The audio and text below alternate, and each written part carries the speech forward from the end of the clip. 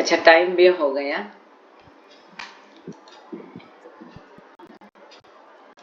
शुरू करते हैं ना। हाँ। हाँ।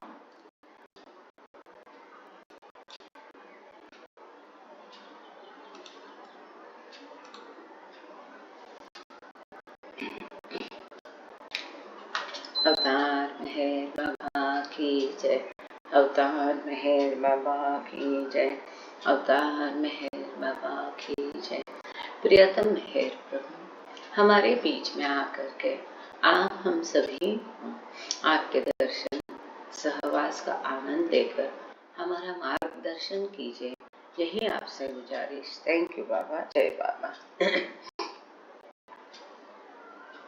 Beloved God, help us all to love you more and more, and more and more, and still yet more, till we become worthy of union with you.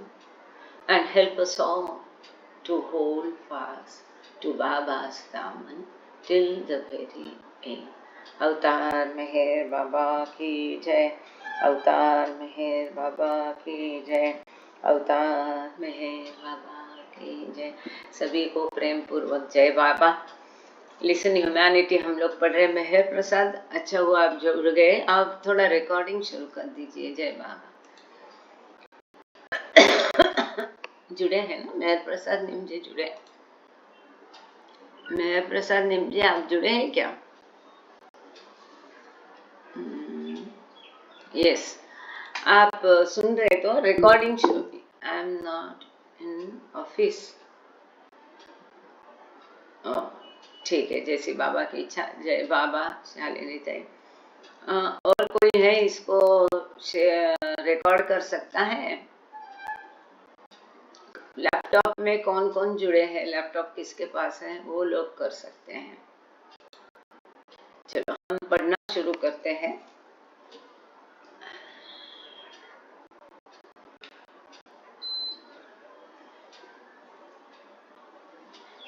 Very good, thank you. तो listen humanity में personal relationship, ये chapter हम लोग पढ़ रहे हैं। अब personal relationship मतलब ये राइटर जो है डॉन स्टीवंस, ये अपने और बाबा के संबंधों के बारे में बता रहे हैं कि कैसे कैसे उनके बाबा के बारे में विचार बदलते गए, प्रस्थापित हो गए। एक अनोखा व्यक्ति बाबा को ईश्वर के रूप में या किस रूप में, किस प्रकार से एक्सेप्ट करने लगा। ये एक अद्भुत कहानी यहाँ पर ईमानदारी से उन्होंने बयां की है। और वो कहते हैं कि मन में मेरे काफी सारे प्रश्न थे। उसमें एक मिनट पहले आपको पेज नंबर बता दूं। अच्छा, पिछले बार इंग्लिश का पेज नंबर 201 में हम रुके थे। 1 2 3 4 नंबर के पैराग्राफ के पश्चात रुक गए थे। और हिंदी में पेज नंबर 280 में है। तो वो कहते हैं कि बाबा के बारे में क्या क्या सब उनके मन में था। क्या ये मौन किए है? मौन करने के बाद फिर अल्फाबेट बोर्ड पर दिखा के उंगलियां चला रहे। क्या ये बचपना जैसा नहीं लगता है? ऐसा उनमें लगा। कैसे कैसे लोग उन्होंने अपने अगल बगल में पाल के रखे हैं कि जिनको पूरा काम भी नहीं आ रहा है, परफेक्शन भी नहीं है, और इनको वो कोई टोक भी नहीं रहे हैं, और सबकी कमियों के बावजूद उनको अपना भी रहे। ऐसा अगर मैं एक कोई कंपनी चलाऊं तो कैसे कंपनी चल पाएगी ऐसे लोगों के इर्द गिर्द में? एक बिजनेस व्यावसायिक होने के बाद नाते उनके मन में ये था। तीसरा, उनके मन में एक दुविधा थी कि हर किसी के जीवन में बाबा झांकते हैं और उनके व्यक्तिगत मामले में दखलंदाजी देते हैं, उनको आज्ञाएं देते हैं, कैसी सारी चीजें करो, नहीं करो, ये करो, वो मत करो बोलते हैं। और उनकी फाइनेंशियल मैटर्स में भी दखलंदाजी करते हैं, सब कुछ छोड़ के फिर आने को कहते हैं। और ये कैसा इस प्रकार का ये हो सकता है? फिर एक खुले आम वो बोलते हैं कि मैं क्राइस्ट हूँ, और पेपर में छपवा के भी लाते हैं। अगर कोई नम्र व्यक्ति होगा वो कैसे अपने आप के बारे में ऐसा कहेगा कि मैं अवतार हूँ? तो ये तो बहुत धाड़सी हो गया। और इसको तो फेक और या तो फ्रॉड कह सकते हैं, ऐसा स्वयं को अवतार घोषित करता है, तो किसी भी प्रकार से विनम्रता का ये उल्लंघन हो रहा है, फिर उनको ऐसा हम अवतार के या ईश्वर कैसा मान सकते हैं, ये किस प्रकार का ऐसा है। और ये एक हो गया, और एक क्या आपत्ति थी उनके, हाँ वही, कि ऐसे कैसे लोगों के साथ वो कुछ कर पा रहे हैं, कि इनकी कोई एबिलिटी नहीं, क्षमता नहीं, फिर भी इन लोगों को उन्होंने अपने पास रखा है। ऐसे काफी सारी उनके मन में दुविधाएं थी, तो उसी के बारे में हम आगे अभी पढ़ेंगे। वो कहते हैं, and then there was the equally troublesome question of what one's friends and one's business associates would think. ऐसे व्यक्ति के पास मैं चला जाऊं तो मेरे बारे में लोग क्या सोचेंगे। Finally, there was the almost indigestible fact that he let himself be called the Christ of our times, even allowing the statement to get into print. True humility would seem to avoid such assertions, even if by some chance they were true. एक ऐसा व्यक्ति है अपने आप को Christ घोषित करके उस समय के पेपर में भी उसको छपने आ दे रहा है। अगर ये सच भी है किसी तरह से, तो विनम्रता के कारण इसको बयान नहीं करना चाहिए।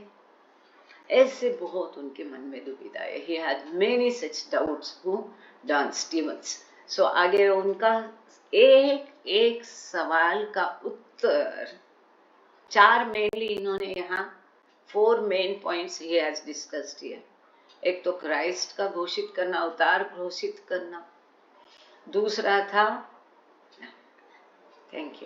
दूसरा था कि कैसे लोग अगल बगल में पाल के रखे, उनकी कोई क्षमता नहीं, तीसरा लोगों की जिंदगी में झांकना, और चौथा था कि मौन का ये मुख्यत्वे थे। तो किस प्रकार से बाबा ने इनको इनके सवालों का जवाब दिया। तो with a net strikeout record such as this, there seemed no possibility that Meher Baba could legitimately be a great spiritual teacher. And yet, one of my closest friends and spiritual guide of some years standing was convinced that Meher Baba was the greatest spiritual teacher of our age. I could not shrug off this fact, yet I could not accept the one who was at contest.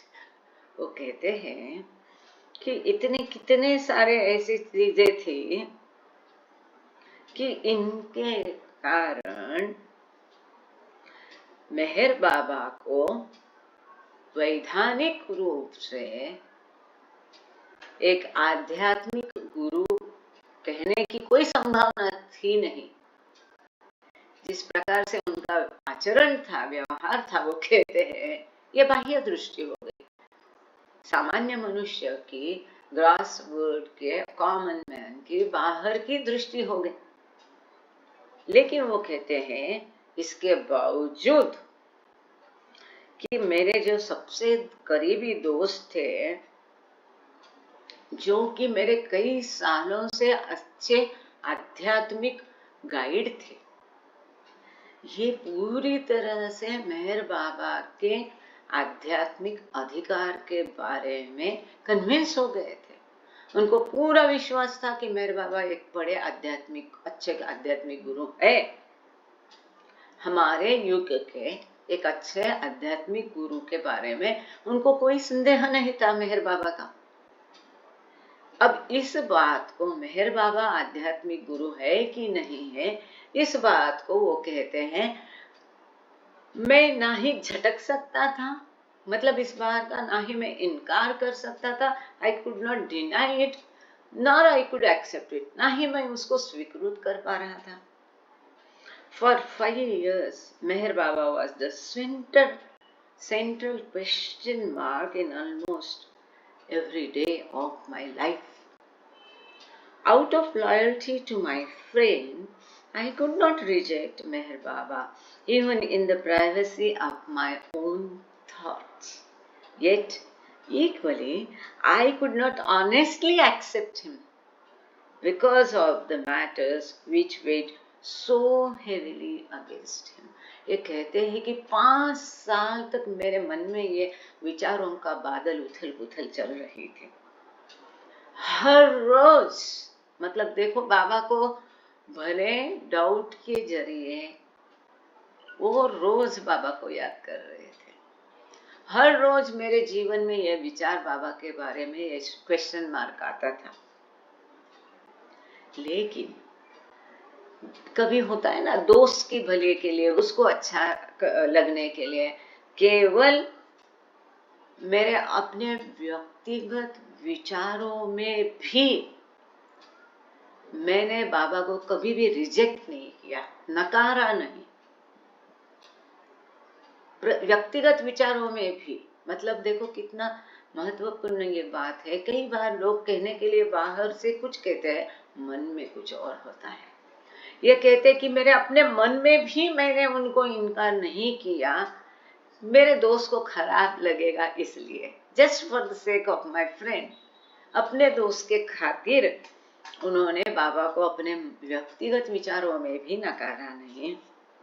लेकिन ईमानदारी से कहो तो मैं अभी तक उनको स्वीकृत नहीं कर पाया, क्योंकि इतनी सारी चीजें, इतनी भारी भक्कम रीतियां उनके विरुद्ध मेरे मन में चल रही थी। क्योंकि ये विचार जो है, ये एक व्यक्ति का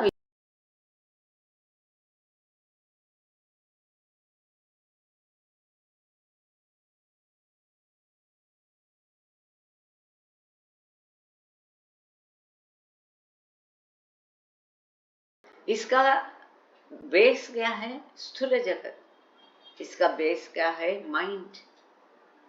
तो ये सही हो सकता है क्या? नहीं। लेकिन उस विचार से वो कहते हैं कि इतने सारे मुद्दे थे बाबा के अगेंस्ट में कि मैं बाबा को स्वीकार नहीं कर सकता था, ईमानदारी से कहूं तो। अब आगे बहुत दिलचस्प होने जा रहा है कि एक एक मुद्दा, कैसी घटना घटी और किस घटना के माध्यम से एक एक मुद्दे का उनको उत्तर बाबा ने सुंदर रीत्या धीरे धीरे दिया। ये एक अद्भुत अपने आप में जर्नी है। ये सोचने समझने लायक है। देखो, इतना जिसने इतनी बड़ी किताब लिखी है, जो सहवास कार्यक्रम में आया, जिसको बाबा ने किताब लिखने के लिए कही, उसकी पहले की जर्नी कैसी रही। तो इसको जब बाबा ने, ये आपने हकीकत सुनी है, मैंने बताई आपको, मुझे याद नहीं, ये किताब कैसे बनी, क्या मैंने ये हकीकत आप लोगों को बताई है? किसी को याद है तो अंगूठा करें। किसी को भी याद नहीं? चलो, एक को तो याद है, तो आगे चलते हैं। अगर बाकी लोगों को पता करना है तो बाद में इसकी चर्चा करेंगे, फिलहाल आगे चलते हैं। I was forced to do something which I have never been able to duplicate. I constructed a watertight dam around all the black negation that wanted to flow out of me, and then camouflaged it so completely that I could walk casually by it several times a day. वो कहते हैं, अच्छा, Palaskar sir है यहाँ पर, तो वो आगे उसको पकड़ ले, इस पैराग्राफ को। The feeling was entirely damped off, but I did allow myself a dry intellectual recognition of the issues still unsolved. तो सर हिंदी से पढ़ेंगे, थोड़ा मैं अपने आप को आराम देती हूँ, फिर इसकी चर्चा करेंगे, स्पष्टीकरण करेंगे। सर अपना माइक ओपन कर दीजिए कृपा करके। पळसकर सर, अच्छा, okay, I am sorry, I have to open it from the system. हाँ, जय बाबा। Yes sir.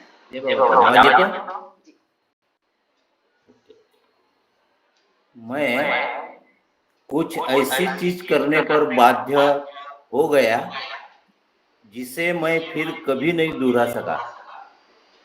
मैंने उस तमाम कुत्सित अस्वीकृति के चारों ओर जो मुझसे निकलना चाहती थी एक पक्के बांध का निर्माण किया और उसे इतने पूर्ण रूप से छिपा दिया कि मैं यूं ही उसके पास से दिन में कई बार गुजर सकता था।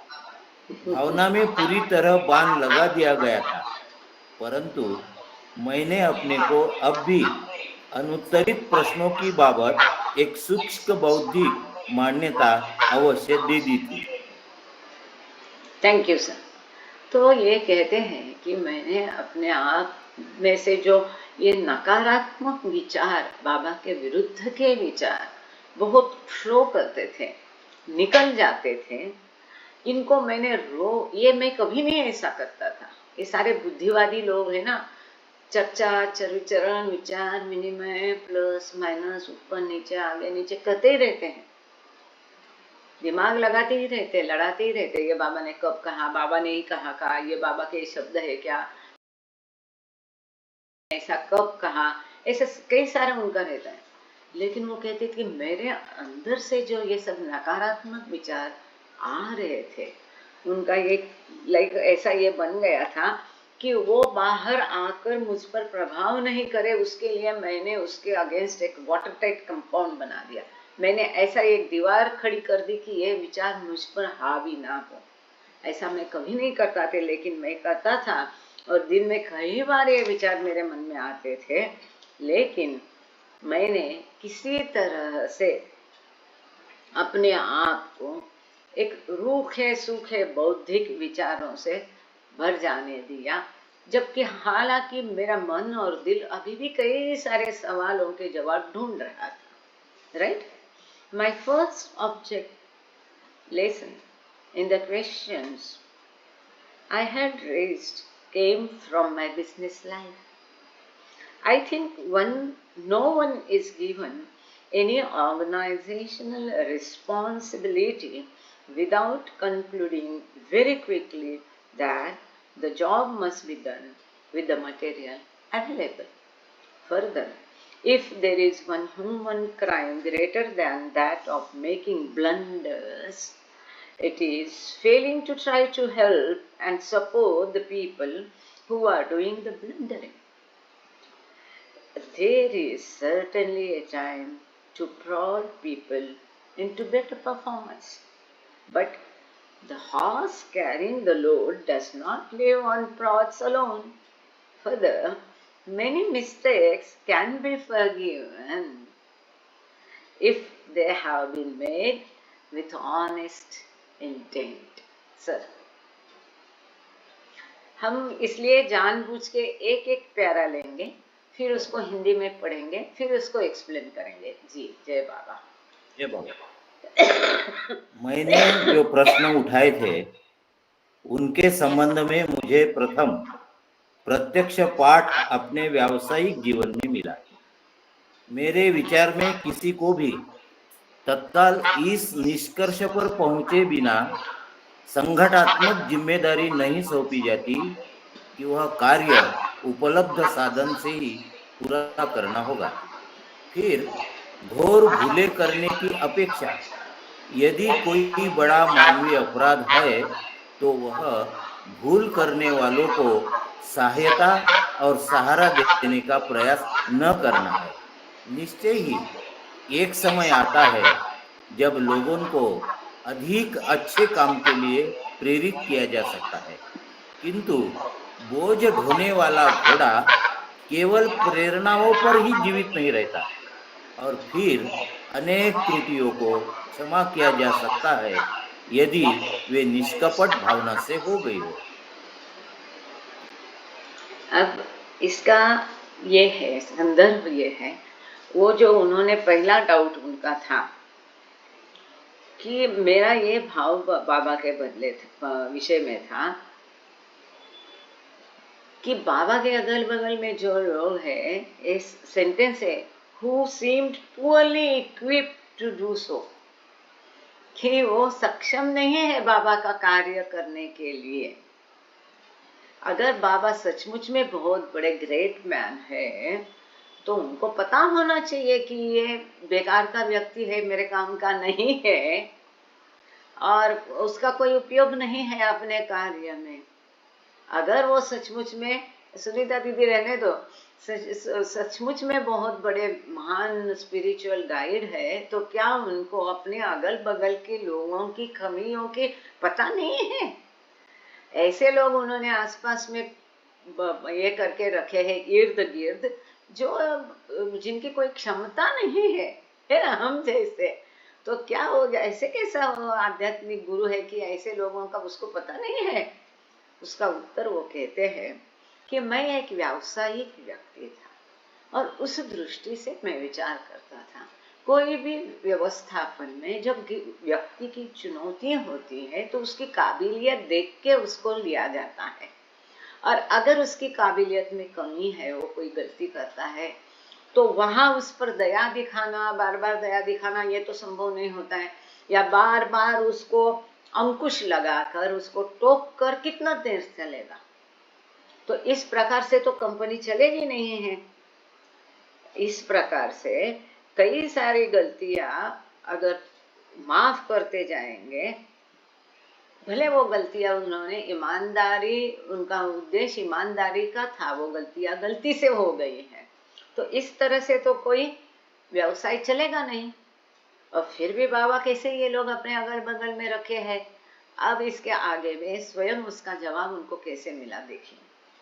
Within 2 years, these things had been made crystal clear.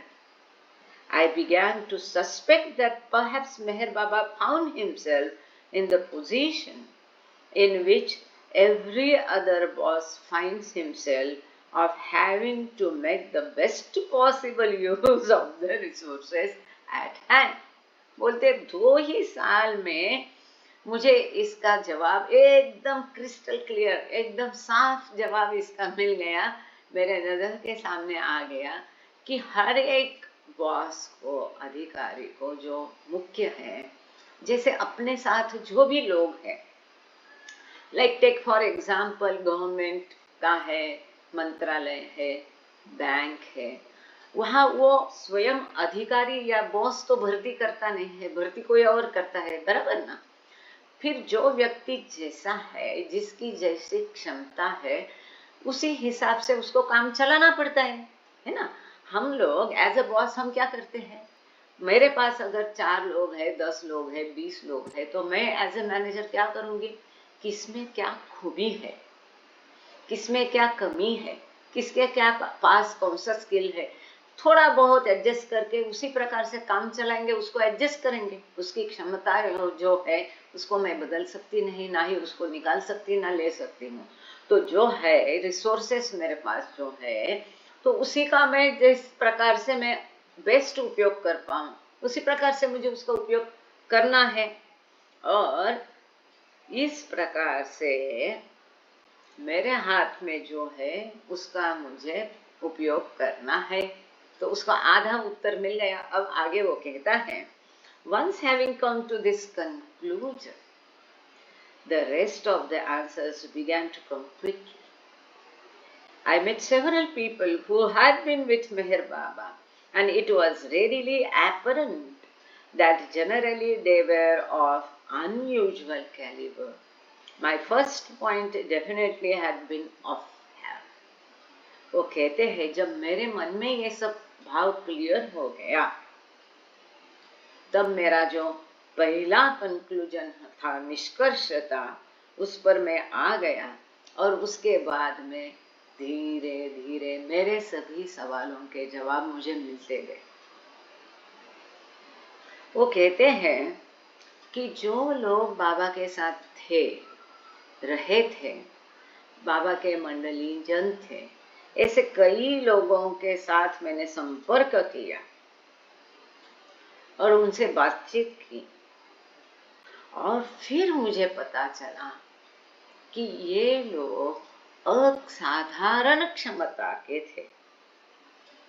उनकी क्षमता मुझे जो पहले दिखाई नहीं दी थी, जिनको मैं समझ रहा था कि ये बेकार लोग हैं, बाबा ने अपने इर्द गिर्द जमा कर दिए हैं, ये कैसे है, ये कुछ काम के नहीं, बाबा कैसे उनसे काम चला लेते। अगर ये वास्तव में बहुत बड़े आध्यात्मिक गुरु है तो उनको तो पता होना चाहिए था।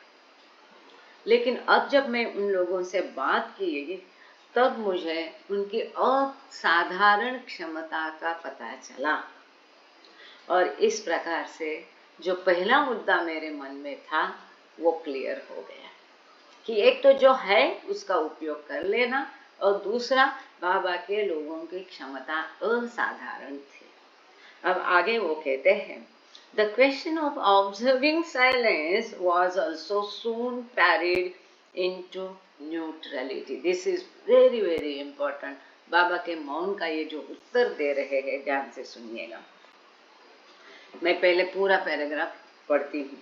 An unusual series of drains on my energies left me completely knocked out for several months, and when I was at lowest ebb, I tried speaking just as possible, as little as possible.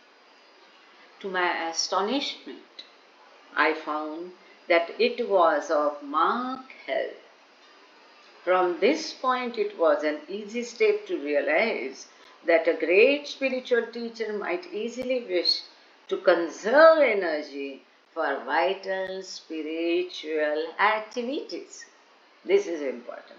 My answer might be wrong, but at least I could see a ray of reason. Sir, पूरा paragraph sir पढ़ेंगे, फिर अपन उसकी चर्चा करेंगे। जय बाबा। Sorry. मौन धारण करने का प्रश्न भी शीघ्र ही तटस्थता में बदल गया।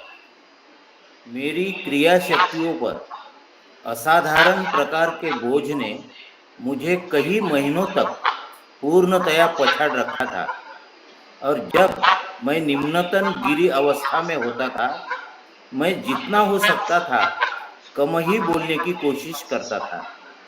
आश्चर्यचकित होकर मैंने महसूस किया कि इससे मुझे बड़ी सहायता मिलती थी। इससे जरा आगे बढ़कर मेरे लिए यह समझना आसान हो गया कि एक महान आध्यात्मिक गुरु अत्यावश्यक आध्यात्मिक क्रियाकलाप के लिए शायद स्वभावतः शक्ति संचय करना चाहेगा।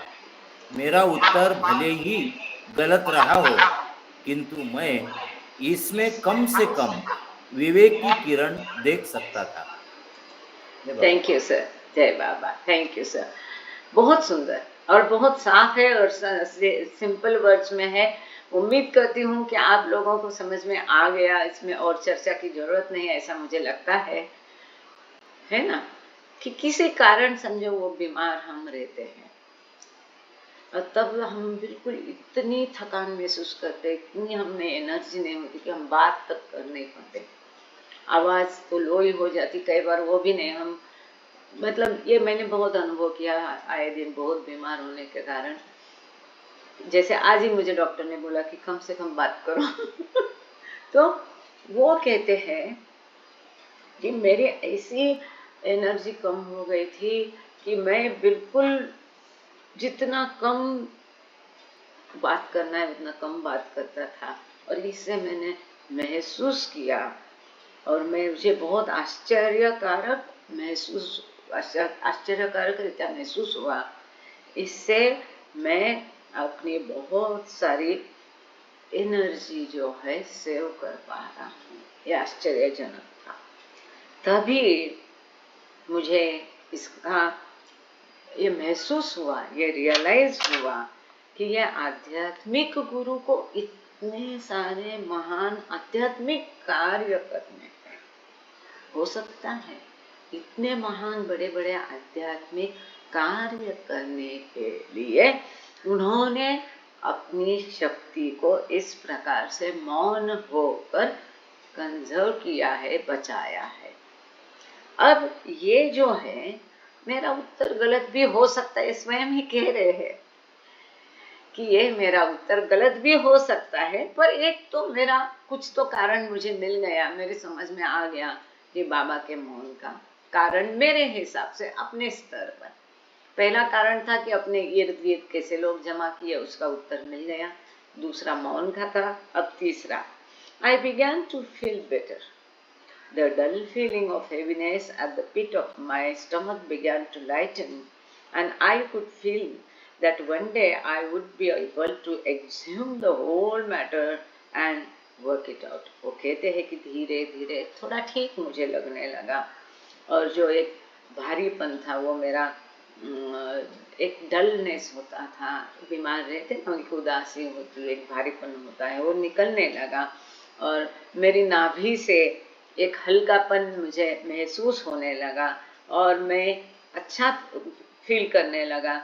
और मुझे ऐसा लगा, मतलब उनकी एनर्जी वापस आ गई और उनको लगा कि मैं अभी पृथ्वी भी खोद कर निकाल सकता हूँ, मतलब बड़े से बड़ा कार्य कर सकता हूँ।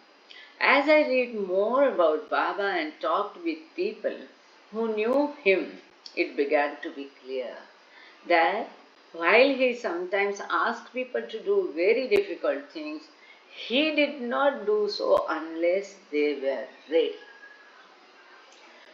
अब बाबा, इसका दूसरा ये था कि बाबा लोगों के जीवन में बिना कारण ये दखलंदाजी देते हैं और उनको ये करो वो मत करो ये कहते हैं, आज्ञाएं देते हैं। कई सारे जो उनके आर्थिक बातों में दखलंदाजी करते हैं। अब उसका उत्तर भी उनको मिल गया। जैसे वो कहते, जैसे जैसे मैं बाबा के बारे में अधिक अधिक पढ़ने लगा, लोगों से बात करने लगा, तब मेरे समझ में ये बात आ गई है कि बाबा कभी कभी लोगों से कई मुश्किल चीजों करने पर बोलते थे, लोगों से कहते थे, लेकिन जब तक सामने वाला उसके लिए तैयार नहीं है तब तक ये ऐसा नहीं करते थे। रादर बाबा केवल गिने चुने लोगों को ही ऐसी आज्ञाएं देते थे और केवल उन्हीं लोगों को देते थे जो इसके लायक है, जो इस आज्ञा का पालन करने लायक है। हमारे सामने कितने कई उदाहरण है इस प्रकार के कि बाबा के आज्ञा पालन के, है कि नहीं?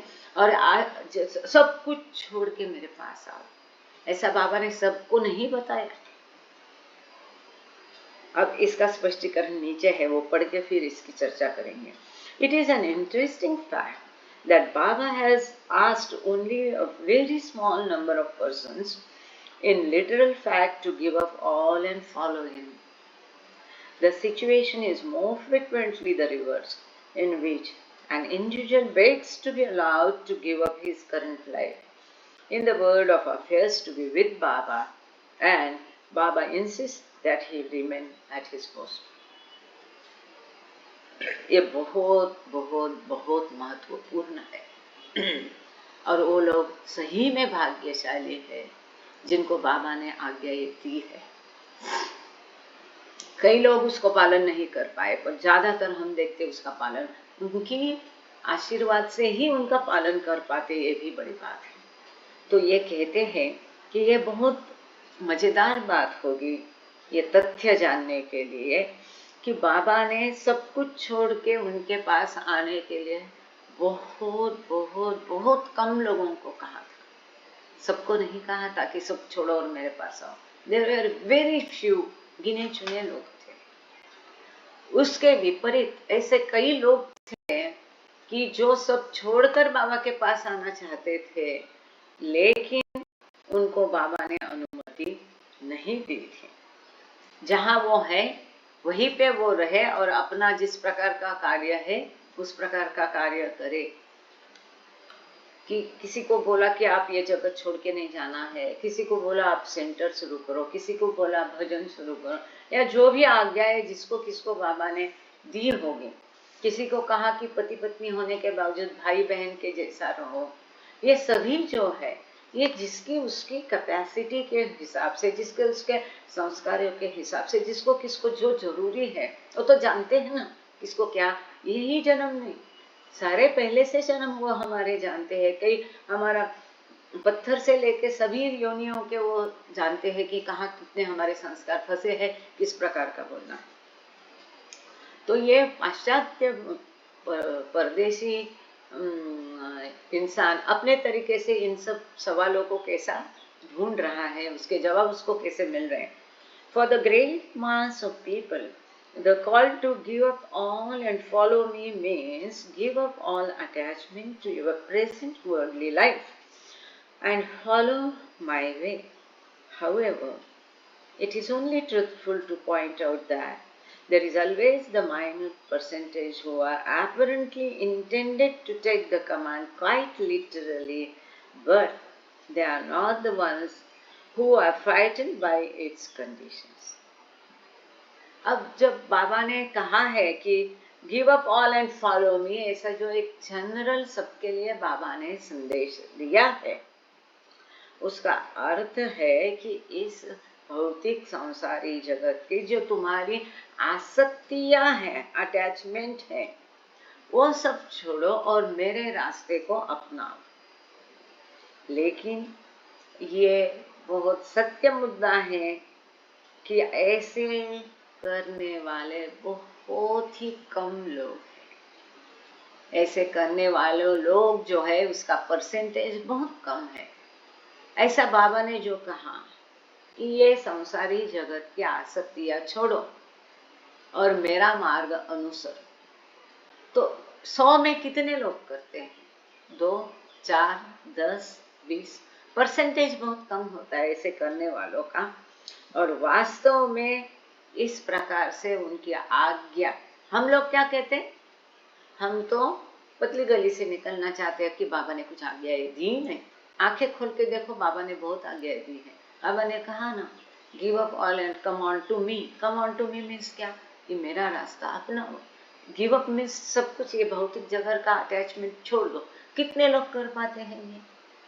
तो इट लिटरली जो है शब्दशाह उसका पालन करने वाले की तादाद जो है, ये परसेंटेज बहुत बहुत कम है. और ऐसा नहीं है कि इस कंडीशन से वो लोग डरते हैं, समझ में नहीं आता है, क्षमता नहीं है, किसी भी कारण से. अब आगे ये कहते हैं, दिस रियलाइजेशन, मतलब इनका जो मुद्दा था कि बाबा लोगों के जीवन में दखल अंदाजी करते हैं, उसका उत्तर उनको मिल गया कि सभी को बाबा ने नहीं कहा है, केवल गिने चुने उनके अपने लोगों को ही वो बताते थे. This realization still provided scant comfort. It is difficult to be shivering in one's boots. And sir, आप तैयार रहना हाँ इसके लिए. This realization still provided scant comfort. It is difficult to be shivering in one's boots, and yet try to imagine oneself completely able to cope with the problem which now produces only fear. The fear must be met over and over again and faced in so many ways that it becomes a familiar face. Then it begins to wither. बहुत सुंदर sir. ये मेरे को यहाँ से रही मित्रों और व्यावसायिक, तिथे एक ऍस्ट्रिक असेल, रही मित्रों और व्यावसायिक साथियों की बात नाही फार पुढे आगे काय. मी आता बघितलं नाही. As I read more about and talk to Baba. एक मिनिट, आवाज नहीं आ रही.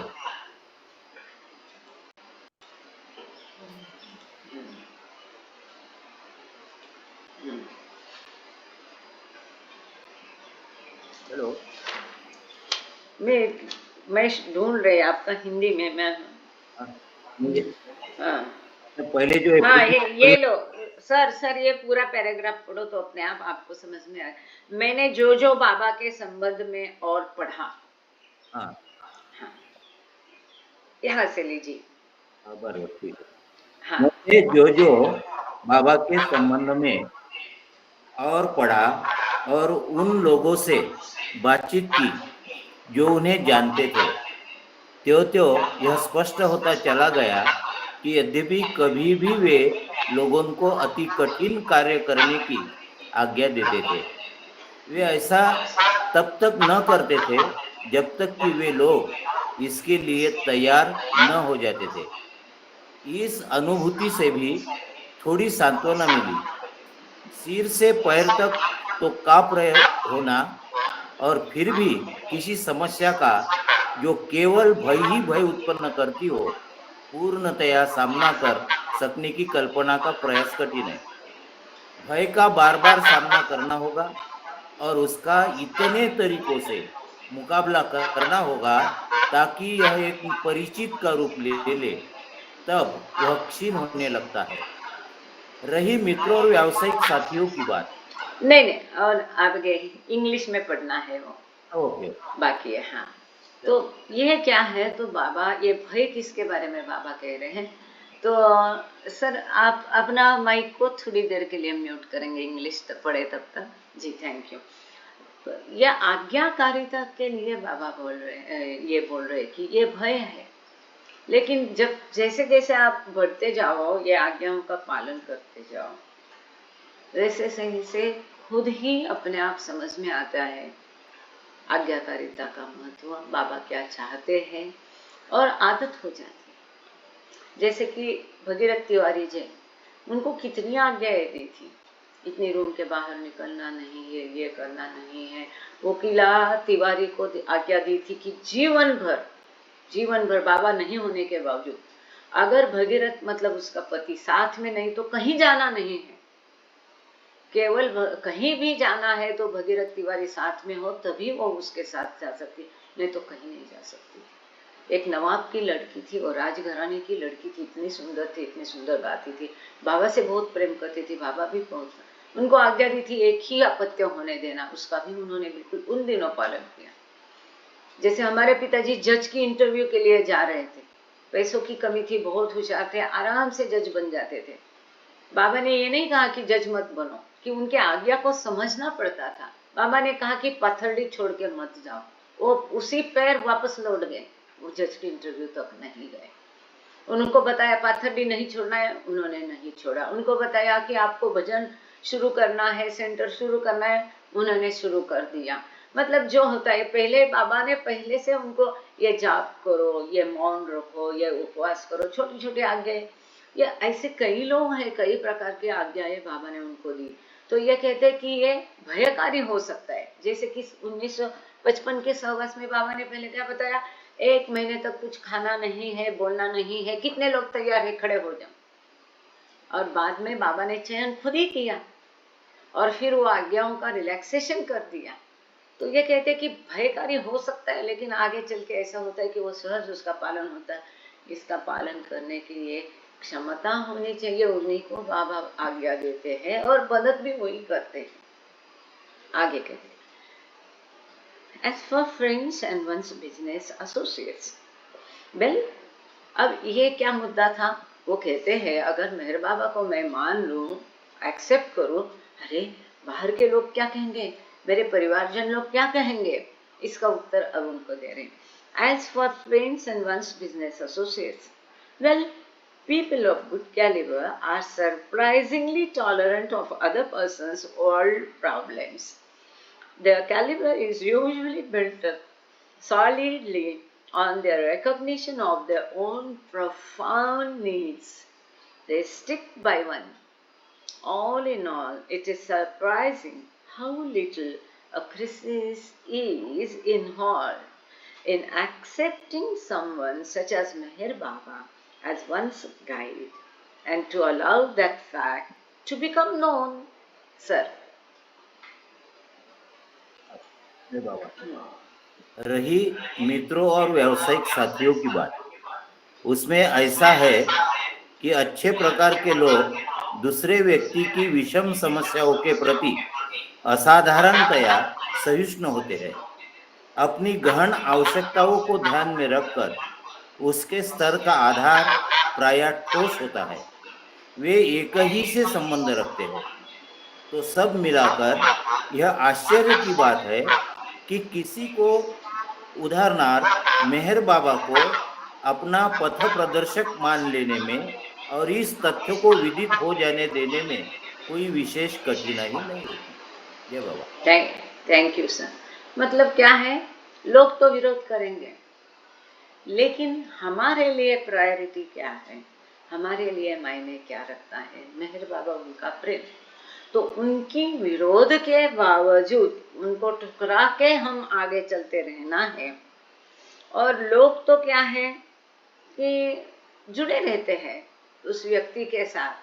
हम भी अभी देखते हैं कई लोग हमको, हमारे जैसा बाबा को स्वीकृत नहीं करते, पर इसके लिए वो हमको एकदम आउटराइट डिस्कार्ड नहीं करते। ये भी आप सबके, हमारे कई प्रकार के इसमें अनुभव है। जैसे कि मेरे पिताजी उस गांव में अकेले बाबा प्रेमी थे, पाथरडी में, जो कि अहमदनगर डिस्ट्रिक्ट में ही है। अहमदनगर में कितने कम बाबा प्रेमी है, लेकिन उनको लोग पागल कहते थे। ये क्या इतना यंग है, इतना होशियार होनहार लड़का है, वकील है। उस जमाने में वकील मतलब अच्छा समझा जाता था, गिने चुने हुआ करते थे बैरिस्टर। तो वो कहते हैं कि ये क्या काम से गया ये कोई बाबा के पीछे। लेकिन उसको बिना ध्यान दिए हम अडिग रहने से लोग बाद में जुड़े जाते हैं। अब वही गांव में जहां उनको पागल ठहराया गया, 25 से 35 हजार लोग बाबा के दर्शन के लिए आते थे। अब उस गांव में एक भी ऐसी व्यक्ति नहीं जो बाबा का नाम लेते नहीं, जो बाबा को जानते नहीं, प्रेम से और आदर से बाबा का कोट करते नहीं, ऐसा कोई नहीं। तो धीरे धीरे ये सब होते जाता है।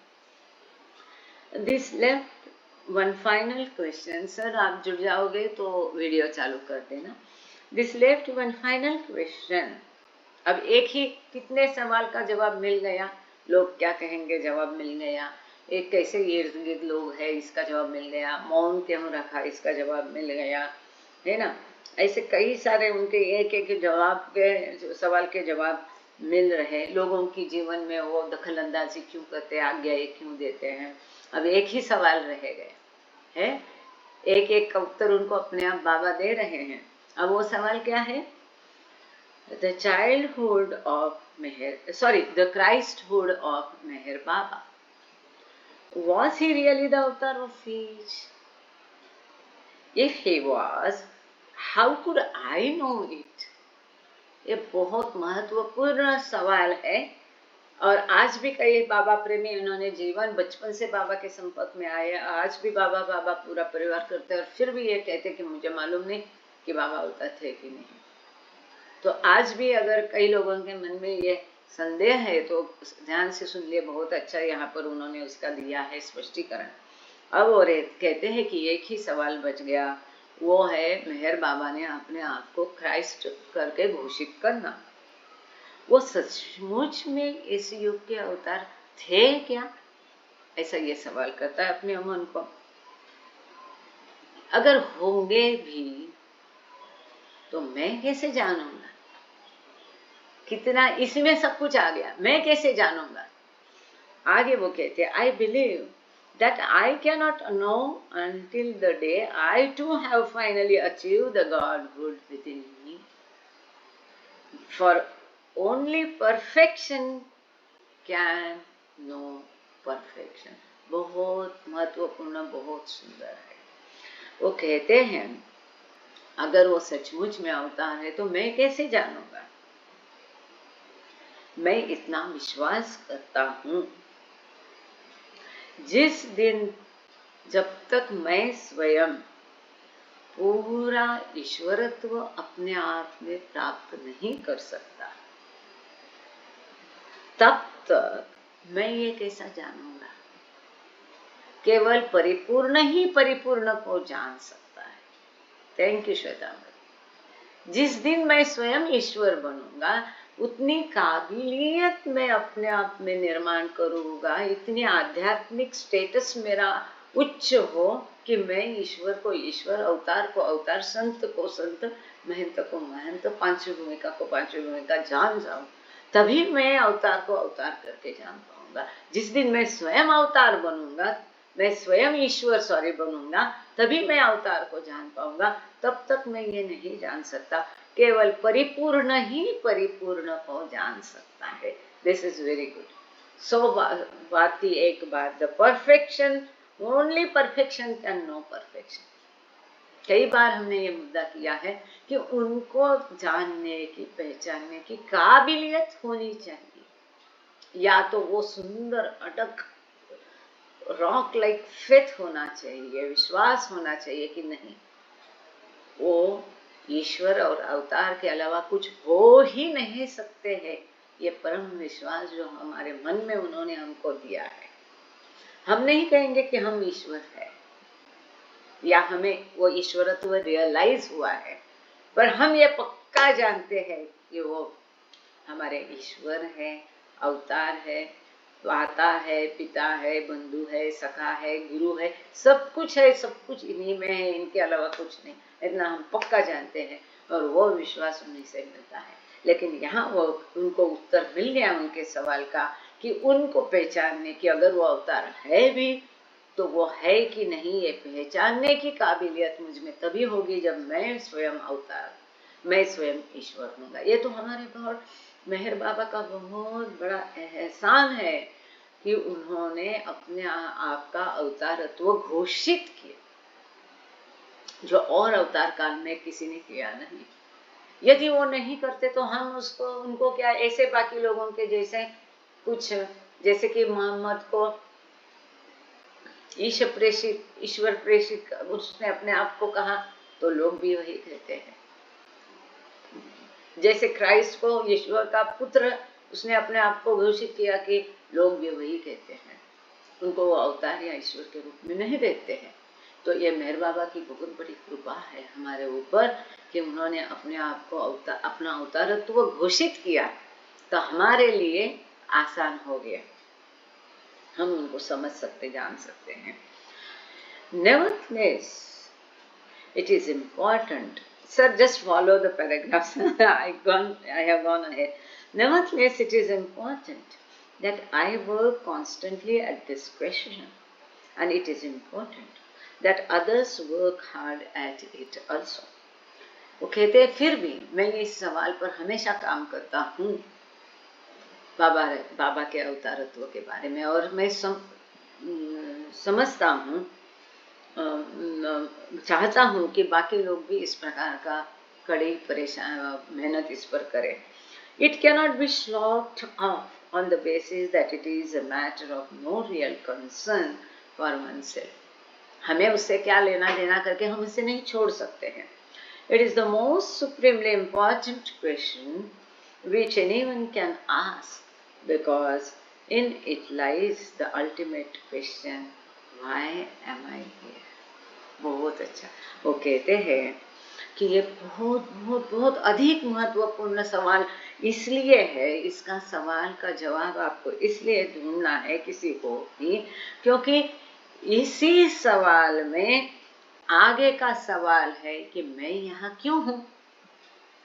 इस सवाल का उत्तर आपको ढूंढना ही पड़ेगा, मेहर बाबा अवतार है कि नहीं, क्योंकि इसी में आपका आगे का सवाल है कि मैं यहाँ क्यों हूँ। Why am I here? हम लोग तो अपने को परम भाग्यशाली समझते हैं, हम तो विश्वास करते हैं कि हमारा जन्म होने के पहले से बाबा की नजर हमारे ऊपर है। अरे ये सोल को मुझे यहाँ यहाँ डालना है, आते ही अपने पास लाना है, उसको प्रेम आलिंगन देना है, 1000 बार दर्शन देना है, पूरी नजर है उनकी हर एक छोटी छोटी चीज पर। अंतिम जाने के पहले भी एक छोटी आत्मा की छोटी ख्वाहिश पूरी करने की भी उनकी ये है, 68 में भी 2-2 बार दर्शन देना है। कितनी नजर है, कितना ध्यान है उनको हमारा। तो हमारे मन में यह सवाल आता ही नहीं कि मैं यहाँ क्यों हूँ। पर ठीक है, पाश्चात्य लोग कहते हैं उनके मन में है कि मैं यहाँ क्यों हूँ, तो वो कहते हैं कि बाबा अवतार है कि नहीं, इस पर हम सवाल कार्य करेंगे, इस सवाल पर कार्य करेंगे तो मैं यहाँ क्यों हूँ, इस प्रश्न भी मन में आएगा, उसका भी आपको उत्तर मिल जाएगा। आगे वो कहते हैं, सर तैयार रहना। माय ओरिजिनल डिस्ट्रेस, मतलब देखना, हाँ, माय ओरिजिनल डिस्ट्रेस है। माय ओरिजिनल डिस्ट्रेस मतलब पहले जो आपने हिंदी में पढ़ा, इसके बाद 1 2 3 4 5वां होगा या चौथा। My original distress at Meher बाबा's unusual way of working was typical of, although perhaps more acute than, the difficulties many people have. But Such upset is only the introduction to the man himself. Once the barrier of conventional prejudice has been broken down and the individual has established his own contact with Meher Baba, then the real work within the relationship begins. बहुत सुंदर sir.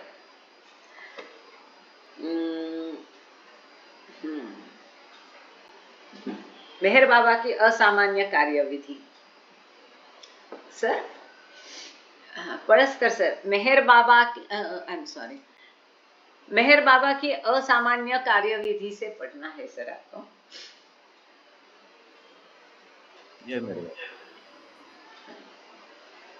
मेहर बाबा की असामान्य कार्यविधि के संबंध में मेरी प्रारंभिक परेशानी अनेक लोगों की कठिनाइयों की भांति थी. शायद वह उनमें ज्यादा तीव्र थी, परंतु ऐसी उथल पुथल मनुष्य के लिए केवल एक शुरुआत है. एक बार जब रूढ़िगत अविश्वास की दीवार तोड़ दी जाती है और व्यक्ति का मेहर बाबा से अपना निजी संपर्क स्थापित हो जाता है, तब उस संबंध के अंतर्गत असली कार्य शुरू हो जाता है. जय बाबा. Thank you sir. तो जो टॉपिक हम डिस्कोर्सेस में पढ़ते हैं, सदगुरु की न्यारी रीत. जितने भी सदगुरु है अवलिया, इसीलिए शब्द आया अवलिया, क्योंकि इनकी रीति ही अलग होती है, असामान्य होती है, जिसको हम कभी नहीं समझ सकते हैं. जो सदगुरु है, अवतार है, जो महान पुरुष है, वो कभी भी देखो लोगों को वो अलग व्यवहार करते भांति प्रतीत होते हैं, नॉर्मल नहीं लगते हैं. उनकी रीति अजीब रीति है, ऐसा लोगों को लगता है. मेहर बाबा के कार्य को लोग कभी समझ नहीं पाए. आज भी लोग कहते हैं कि नहीं नहीं बाबा अचानक कोई भी डिसीजन चेंज करते थे, अचानक निर्णय लेते थे. बिल्कुल नहीं. आप ध्यान से देखिए, अभ्यास करो, आपकी समझ में बात आएगी कि बाबा के मन में सारी कुछ योजना पहले से तय होती थी. बाबा उसको उजागर केवल नहीं करते थे. और आजकल मेरे सीमित बुद्धि ने जो मुझे इसका जवाब दिया वो ये है कि ये बाबा का धक्का तंत्र था. कोई भी निर्णय अचानक बोल दो लोगों को, मंडली को, तो वो धक्का से उनके कई सारे संस्कार नष्ट हो जाते हैं. ये ऐसा होगा क्योंकि डिस्कोर्सेस में बाबा ने क्या दिया है कि सदगुरु की न्यारी रीति. वो सदगुरु या अवतार आपके ये नहीं पिछले कई जन्म देखता है, उसको पता है कि आपके संस्कार किस प्रकार के हैं, आपको किस प्रकार की आज्ञा देनी है. भले ही अभी लोगों को यह आज्ञा उल्टी पुल्टी उथल पुथल अजीब लगती होगी, ऐसा नहीं है. किसी को बाबा ने कहा है कि नॉनवेज मत खाओ, किसी को कहा है कि तू नॉनवेज खा, दारू पी, अय्याशी कर, किसी को कहा कि तुम्हें उपवास रखना है. ये कैसे, किसके कौन से प्रकार के संस्कार है, वो केवल वही जानते हैं. तो यहाँ पर वो कहते हैं कि बाबा की जो असामान्य कार्य विधि है, तो धीरे धीरे जैसा व्यक्ति उनके संपर्क में आता है, फॉर एग्जाम्पल मंडली, उनको पता हो गया था और हमेशा ही वो तैयार रहते थे बाबा जो कहेंगे, जैसा कहेंगे, उस प्रकार का तुरंत आज्ञा का पालन करने के लिए. जैसे एरेज काका कहते हैं, हम अभी में प्रेजेंट में नहीं जीते थे, वर्तमान में नहीं जीते थे, तो हम अभी में जीते थे. We were not living only in present, but we were living in now. आगे क्या होगा, आगे क्या करना है तो यह हम नहीं सोचते थे. हमारे लिए अभी का पल पल होता था, क्योंकि उनकी अपनी कोई इच्छाएं नहीं होती थी, उनकी कोई वासनाएं नहीं होती. वो कोई आगे का नहीं सोचते थे, वो कोई पीछे का नहीं. अभी केवल बाबा जो तत्परता जो है वो होते थे उनमें. तो ये जो उन्होंने कहा है कि ये रूढ़िगत अविश्वास तोड़ जाती है और व्यक्ति का हाँ, जैसे जैसे निजी संबंध प्रस्थापित होता है, तब उसके असली जैसे जैसे उनके साथ संपर्क बनता है, तो उसको कोई अजीब नहीं रखता है. सब कुछ ये हो जाता है, जो प्रिजुडाइस है वो निकल जाती, दीवार निकल जाती है. जैसे कि लोग कहते हैं नहाए धोए ही पूजा अर्चा करना है, ऐसा कुछ नहीं। बाबा तो उठ के लोग तुरंत प्रेयर के लिए जाते थे। जैसा कि मतलब हर बाबा के लोगों के लिए दिनक्रम अलग अलग होता था। जैसे कि उठ के ही हरि परमात्मा अल्लाह ये बोलते थे। जब महिलाओं का खाना वाना सब बना के उनको दोपहर में टाइम मिलेगा तब वो नहाते थे, तो पानी गर्म करने की समस्या नहीं। मेरा बाद में ठंड वैसे ही होती है। तो ये जो प्रिजुडाइस है, जो दीवारें है, सब रूढ़िगत विश्वास है, अपने आप ढल जाते हैं। आगे बाबा कहते हैं, I have already described elsewhere my spiritual initial reactions to Meher Baba on first meeting him. वो कहते हैं, और कहीं मैंने मेहर बाबा के साथ जो मेरी पहली मुलाकात थी इसका वर्णन किया है। और मेरी पहली मुलाकात में मेरे जो बाबा के प्रति प्रतिक्रिया थी उसको मैंने उद्धृत किया है। जय श्री ताई, अपना माइक कृपा करके बंद रखिए। थँक्यू। काय म्हणताय? तुम्हाला नाही ताई। जय बाबा। यहाँ अजून एक जयश्री ताई है, तिथे जय बाबा। त्यांचा उनका माइक खुला था, उनको कहा, उन्होंने बंद भी किया। कभी होता है, गलती से हाथ लग जाता है ना। जय बाबा। दोनों जया ताई को जय बाबा।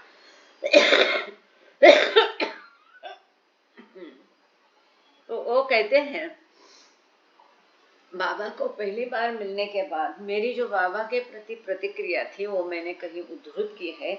और गॉड स्पीक्स की जो इंट्रोडक्शन है वहां पर इसको दिया गया है, वहां से आप जान सकते हैं। मैंने निकाल के रखने का सोचा था,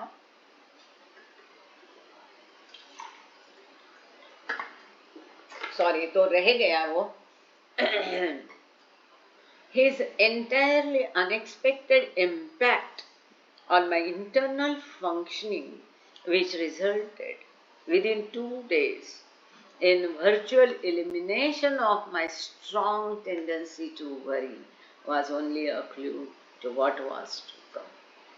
वो कहते हैं, इनको चिंता करने की बहुत आदत थी और उन्होंने पाया अचानक उस आदत से उनका छुटकारा हो गया। चिंता करना, बाबा के संपर्क में पहला दर्शन करते ही 2 दिन में उनकी चिंता करने की आदत छूट गई। कितनी बड़ी बात है। कुछ नहीं, कई बार लोगों से हम पूछते हैं, अरे आपको चिंता है, बोलते हैं हाँ। ऐसा कोई खास चिंता का कारण नहीं होता है। किसी भी बात की आदमी चिंता करता है, रूटीन के बारे में, अभी मुझे बर्तन धोना है, सब्जी बनाना है, खाना बनाना, कुछ भी फालतू चीज के भी बारे में हम चिंता करते रहते हैं कि कैसा होगा कैसा होगा, आदत होती। वो कहते हैं कि मेरी ऐसी आदत थी और ये ऐसी कभी छूट पाएगी ऐसा कोई मुझे अंदाजा नहीं था, और 2 दिन में ये मेरी आदत छूट गई है। ड्यूरिंग द नेक्स्ट, आगे चलना sir, during the next 4 years 1952 to 56 I was with Meher Baba, first for 2 weeks in India and then for somewhat longer in America. This is not a large total, but it would be more accurate to say that I was with him all the time, for I felt constantly and powerfully his guiding influence. This is beautiful. वो कहते हैं, आगे 52 से लेके 1952 से लेके 56 तक 4 साल मैं मेहर बाबा के साथ था। पहले भारत में 2 हफ्ते तक था और इससे अधिक समय के लिए मैं अमेरिका में था। परंतु लार्ज एंड होल, मतलब इससे भी अधिक ये कह सकते हैं, ये अधिक ठीक होगा कहना कि मैं उनके साथ सदा था। I was with him all the time. हमेशा ही मैं उनके साथ था, क्योंकि मुझे हमेशा ऐसा लगा कि सतत और बहुत पावरफुली इनका मार्गदर्शक प्रभाव में हमेशा अपने साथ महसूस करता है। ये बहुत सुंदर है। सर आप पढ़ेंगे हिंदी में इस पैराग्राफ को, ड्यूरिंग 52 to 56 वाला। जय बाबा। 1952 और 1956 के अगले 4 वर्षों में मैं मेहर बाबा के पास रहा। पहले भारत में 2 सप्ताह के लिए और फिर अमेरिका में कुछ ज्यादा समय के लिए। यह कोई लंबी अवधि न थी, परंतु यह कहना ज्यादा ठीक होगा कि मैं लगातार उनके साथ था, क्योंकि मैंने उनके मार्गदर्शी प्रभाव को निरंतर एवं शक्तिशाली रूप से महसूस किया। जय बाबा। ये बहुत सुंदर है। हाँ, थैंक यू, धन्यवाद हो कि वो कहते हैं मैं कितना फिजिकली भौतिक दृष्टिया उनके साथ रहा, इससे भी हमेशा सतत उनका प्रभावी मार्गदर्शन और मेरे साथ रहना, ये मैंने स्ट्रांगली फील किया। हम लोग भी आज भी फील करते हैं कि कैसे वो सतत हमारे साथ है, हमारा ख्याल करते हैं, अपने हाथ में अपना हाथ लेकर हमको चलाते हैं। इसका कोई मतलब अपन शब्दों में उसको बयान नहीं कर सकते। इतना ख्याल करते हैं, इतना हमसे वो प्रेम करते हैं, सदा हमारे साथ है। ये जो फीलिंग है इसको जानना होगा, महसूस करना होगा, जो उन्होंने स्टीवंस ने महसूस किया। वो कहते हैं this is a fragile point which I wish to reinforce. I have never felt as if Meher Baba were looking down the sights of the gun barrel of my life as I aimed at one point and then another. I am sure I would be conveyed by such supervision of my moves. Sir.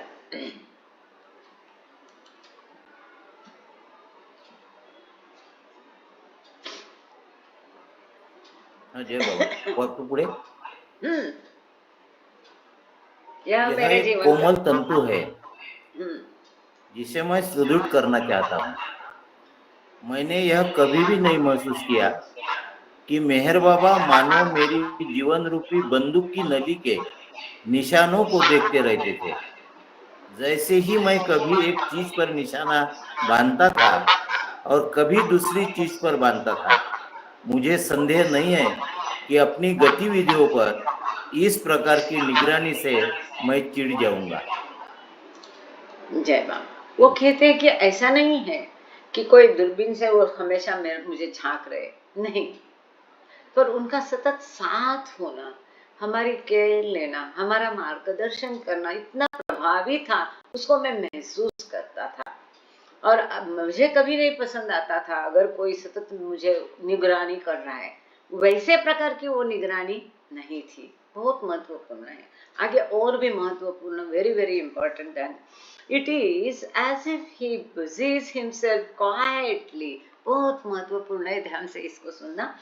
with setting parts of one's nature into motion that had either stagnated or never been in motion, risks other parts from whirlpools in which they had been caught, supplies energy and direction to get these things moving properly, and then calms overwrought nerves too long jangled by futile endeavor. Having done this, he makes no effort to jump into the driver's seat, but allows the individual to use or abuse his overhauled engine as he wills. बहुत सुंदर है sir, इसको पहले आप बोल दीजिए फिर। जय बाबा। यह ऐसे है मानो वे किसी प्रकृति के उन अंगों को सक्रिय करने में शांतिपूर्वक अपने को व्यस्त कर देते हैं जो या तो गतिहीन हो गए हैं या जो कभी क्रियाशील हुए ही नहीं। दूसरे अंगों को उन भंवरों में से बाहर निकाल लेते हैं जिनमें वे फंस के रह गए हो। इन चीजों को उचित रूप से चलायमान रखने के लिए उनको शक्ति एवं दिशा प्रदान करते हैं और फिर व्यर्थ के प्रयास द्वारा अत्यधिक समय तक खड़खड़ाते रहे अति उत्तेजित स्नायुओं को शांत कर देते हैं। ऐसा करने के पश्चात वे चालक का स्थान ले लेने का प्रयास नहीं करते, वरन उस व्यक्ति को मरम्मत के इंजन का सदुपयोग अथवा दुरुपयोग करने की स्वतंत्रता दे देते हैं। जय बाबा। Thank you. जय बाबा।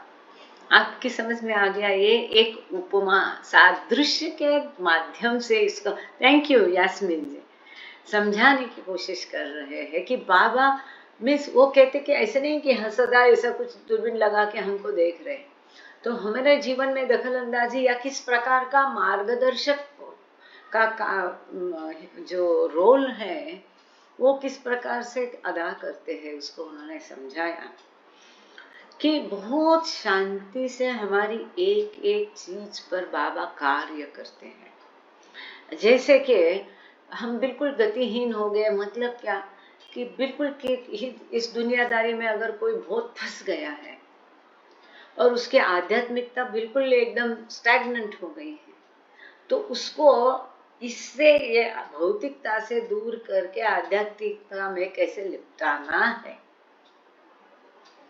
और धीरे धीरे उसको वो हिस्सों को कैसा गतिमान करना है, उसकी स्पिरिचुअलिटी को कैसा गतिमान करना है, या आध्यात्मिकता या भौतिकता की भंवर से उसको कैसा बाहर लाना है, उसको कैसे शांति देना है, शक्ति देना है, धारिष्ट देना है।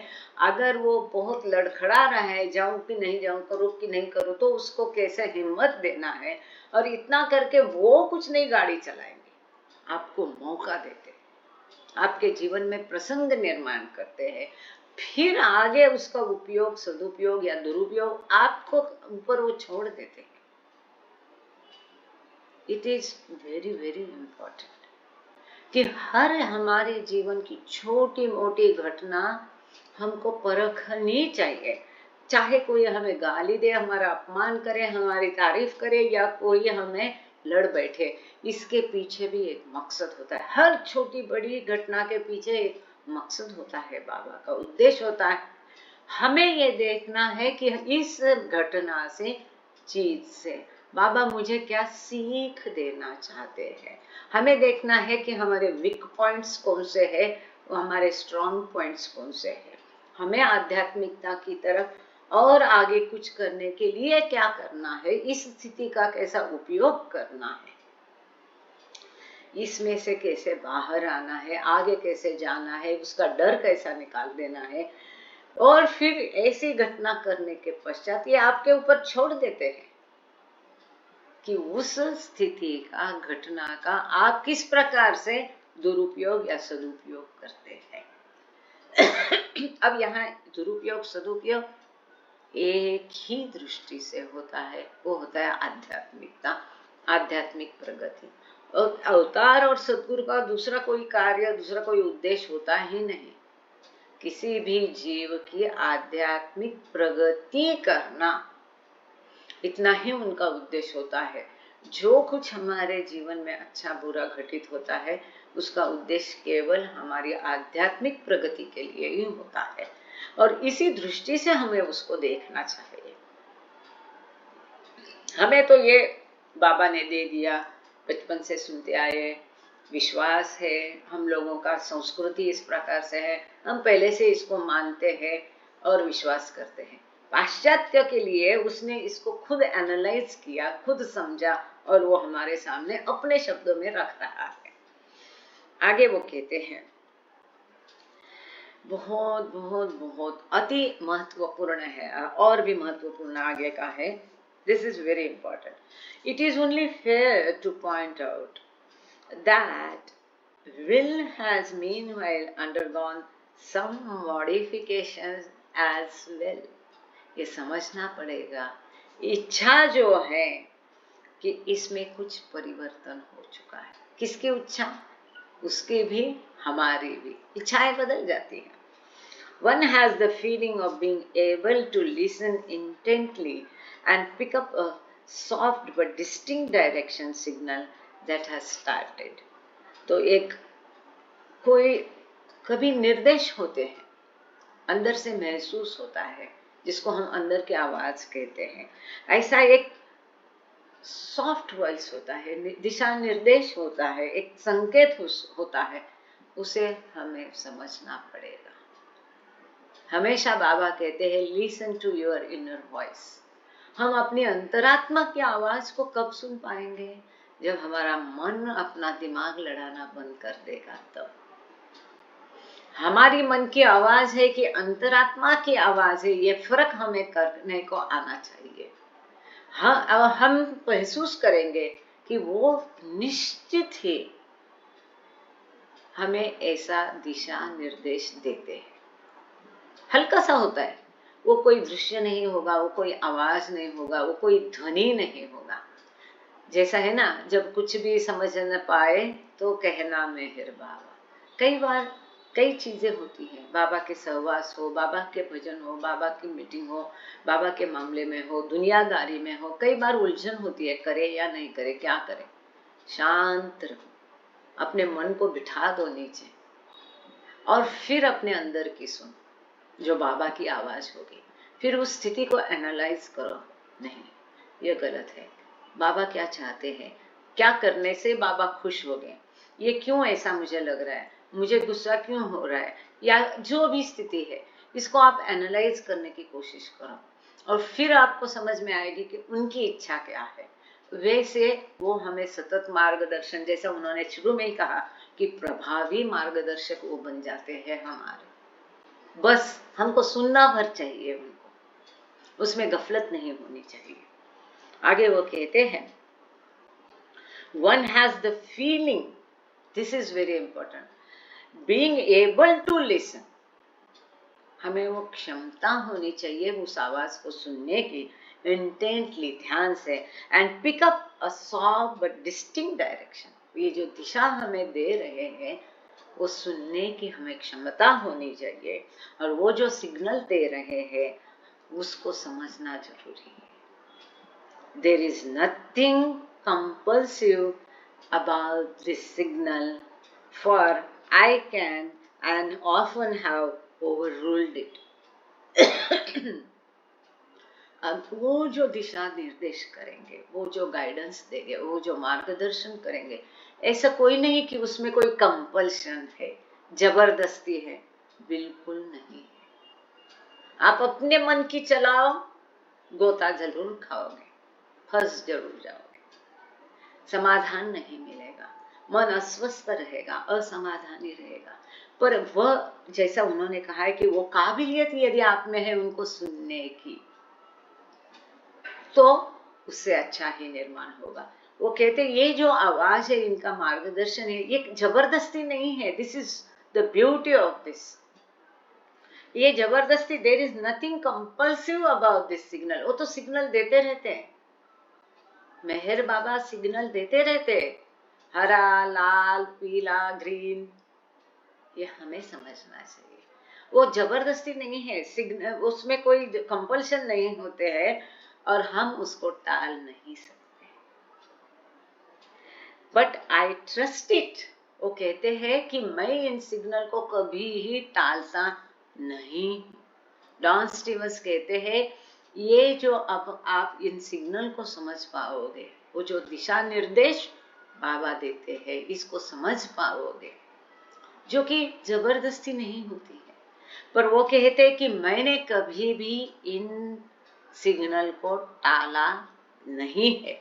वो कहते हैं बट आई ट्रस्ट इट, परंतु मैंने उस पर विश्वास किया है। यस, बाबा ये चाहते हैं, and I listen for it because I find that the results make me a happy and unified man, unified man.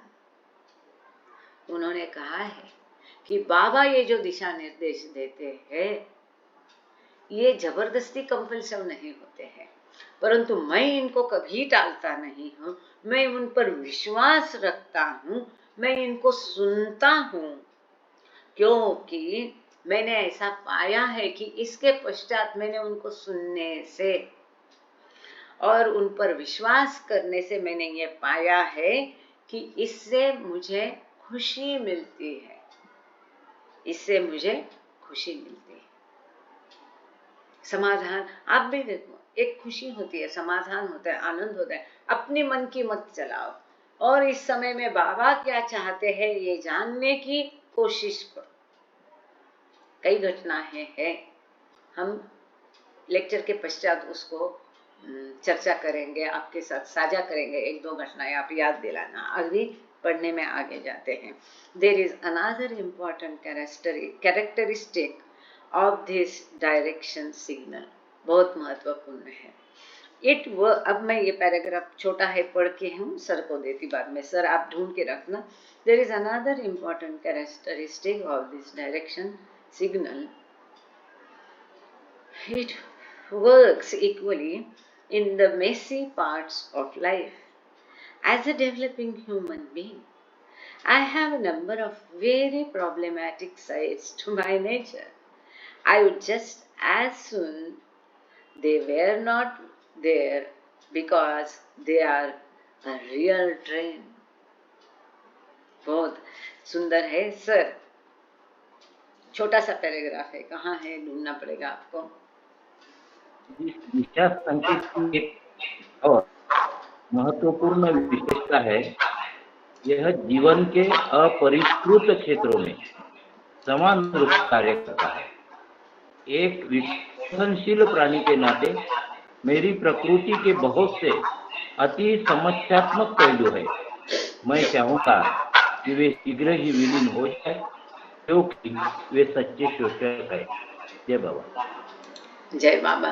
क्योंकि ये थोड़े भारी भरकम शब्द हैं हिंदी के, तो हम इसको फिर सामान्य इसमें करेंगे। सर का अपना माइक बंद कर रखिए थोड़ी देर प्लीज। तो वो कहते हैं कि ये जो दिशा निर्देशक सिग्नल होते हैं बाबा के, इनका और एक महत्वपूर्ण वैशिष्ट्य वो है कि हमारी जो उलझन वाले जीवन में भी वो उसी प्रकार से कार्य करते हैं।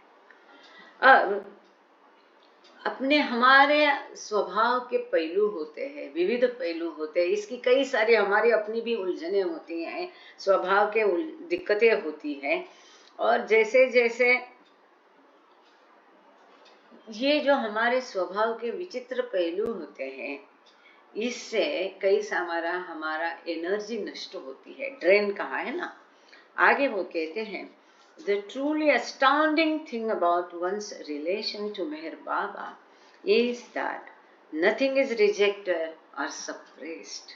I can think of none of the awkward, discouraging, embarrassing sides of myself which I would not show to Meher Baba. However, the matter is even more intimate than this. One has the instinctive feeling, very, very, very important. One has the instinctive feeling that Baba already knows the worst which can be known about one, that he has accepted it, forgiven it, and gone about its constructive reclamation, not rejection, in the flash of an eye. This is superb. बहुत सुंदर है, बहुत महत्वपूर्ण है, इस बात को ध्यान से सुनिए। अब यहाँ ये कहते हैं, सर आप हो, आप पढ़ोगे कि मैं डायरेक्टली ले लूं? अच्छा सर नहीं है, हम इसको डायरेक्ट लेते, बहुत सुंदर है, ध्यान से सुनना। एक महत्वपूर्ण, वास्तव में बहुत आश्चर्यजनक बात मेहर बाबा के बारे में, के मेहर बाबा के साथ के संबंध के बारे में ये है, वो कहते हैं कि बाबा किसी को भी धिक्कारते नहीं, किसी को भी रिजेक्ट नहीं करते हैं, अस्वीकार नहीं किए जाते हैं, ना ही बाबा से कुछ छिपाया जा सकता है। सब कुछ खुली किताब है। वो तो हम अपने आप को नहीं पहचानते हैं, इतना बाबा हमको पहचानते, हमारी नस नस से वो वाकिफ है। हम भी नहीं जानते होंगे, वो हमारी कमियां और अच्छाइयां वो स्वयं जानते हैं, लेकिन वो किसी को भी धिक्कारते नहीं है, सबको अपनाते हैं, इनसे कुछ छिपा नहीं रहता है। वो कहते हैं कि मेरे अपने ऐसे कोई मेरा भद्दापन नहीं है, निराशाजनक स्थिति नहीं, लज्जास्पद पहलू नहीं है कि जो मैं मेहर बाबा को ना दिखाऊं, क्योंकि वो तो पहले से सब कुछ जानते हैं। हम लोग तो फिर भी सीधे साधे सरल स्वच्छ व्यवहार वाले होते हैं। इतना कुछ हमारे भारतीय लोगों के जीवन में कुछ छिपाना, लज्जास्पद, मैं मानती हूँ ऐसा बाबा की दया से शायद मेरे जीवन में नहीं है, इन लोगों के जीवन में बहुत है। वो स्वयं, मैं कितने लोगों को देखा, उनको लगता है कि नहीं नहीं मैं तो इतना पापी हूँ, मैं बाबा के सम्मुख जाने के काबिल नहीं। ये उनके अंदर एक रहता है, उनको अपने आप को पता होता है, अरे मैं तो छल कपट वाला गंदा आदमी, बेकार आदमी, ऐसा वो सोचते रहते हैं। लेकिन ये यहाँ कहते हैं कि ऐसी कोई चीज नहीं जो मैं उनसे छिपाऊं और जो वो जानते नहीं हैं। लेकिन इससे भी यह बात बहुत घनिष्ठ है, उनके हमारे बीच में है, जो तीसरे को इंटीमेट बात है कि तीसरे को पता नहीं है। One has the instinctive feeling that already, और हम सबको पता है, एक अपने आप ही तुरंत इंस्टिंक्टली पता चलता है, अपने आप को पता चलता है कि इससे भी खराब होगा वो बाबा पहले से ही सब कुछ जानते हैं। हम में जो कुछ है वो बाबा जानते हैं, केवल वो जानते नहीं, उसको उन्होंने स्वीकृत किया है, केवल स्वीकृत किया नहीं है, वो हमारी गंदी से गंदी बात जानकर भी हमें वो एक्सेप्ट करते हैं, और केवल हमको स्वीकृत करते नहीं, हमको माफ भी कर देते हैं, forgiven it. Thank you Shweta. and gone about its constructive reclamation। इससे खराब में से अच्छा क्या निर्माण करना है वो भी वही जानते हैं, और जो एक पल भर में आंख झपकते ही हमारे बुरे से वो अच्छा कर सकते हैं, वहां रिजेक्शन नहीं है, नकारना नहीं है, ऐसा केवल और केवल ईश्वर कर सकता है। आप लोग सुन पा रहे? थैंक यू यास्मीन जी, ये बहुत सुंदर है, बहुत महत्वपूर्ण है। हमारी जो भी अच्छाइयां हैं, बुराइयां हैं, कमियां हैं, भद्दापन है, गंदेपन, ये सब से वो वाकिफ है, और फिर भी वो हमको धिक्कारते नहीं है, हमको गले लगाते हैं, हमको स्वीकृत करते हैं, हमको माफ करते हैं, और वो खराबी से अच्छापन कैसा करना है, पलक झपकते ही वो उसका रिक्लेमेशन कर देते हैं। नया रिकंस्ट्रक्शन, रीडेवलपमेंट होता है बिल्डिंग का, वैसा वो रिक्लेमेशन हमारा कर देते हैं। Isn't it beautiful? बहुत सुंदर है। बाबा ने स्वयं एक बार कहा था कि मैं क्षमा नहीं करूंगा तो दुनिया नष्ट हो जाएगी। These are not, सिर तैयार रहना, हाँ आगे। These are, मैं आपको जानबूझ के पिनअप करके रखती हूँ तो मुझे भी पता चलता है। These are not idle words of praise, ये केवल खाली खोखले स्तुति के शब्द नहीं है।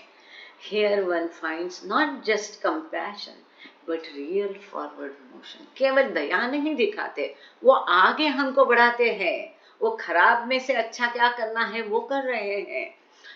This knowledge provides a great feeling of hope and courage। ये जो ज्ञान है कि वो हमको स्वीकारते हैं, धिक्कारते नहीं है, नकारते नहीं है, माफ करते हैं, खराब में से अच्छा बनाते हैं, आगे हमको दे रहे हैं, कभी पीछे ढकेलते नहीं है, आगे ढकेलते हैं। ये ज्ञान हमारे अंदर अपने आप ये आशा निर्माण करता है, धैर्य निर्माण करता है।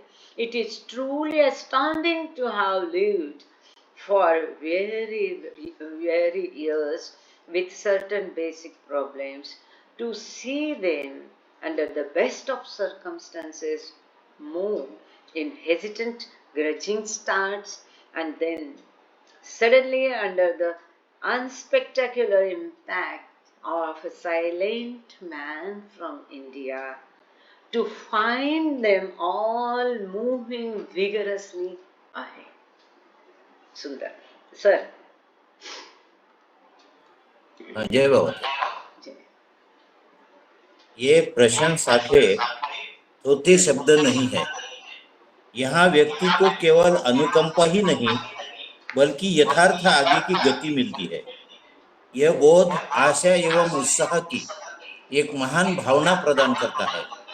यह वास्तव में आश्चर्यजनक है कि किसी के जीवन में अनेक कष्टप्रद सालों तक कुछ मौलिक समस्याएं बनी रही हो, सर्वोत्तम परिस्थितियों में भी उन्हें धीरे धीरे अनिश्चित ढंग से ही आगे से हटते देखा गया हो, और फिर एकाएक भारत के एक मौन व्यक्ति के अकौतुकीय प्रभाव के नीचे वे सब द्रुत गति से हटने लगी हो। जय बाबा। थैंक यू, जय बाबा।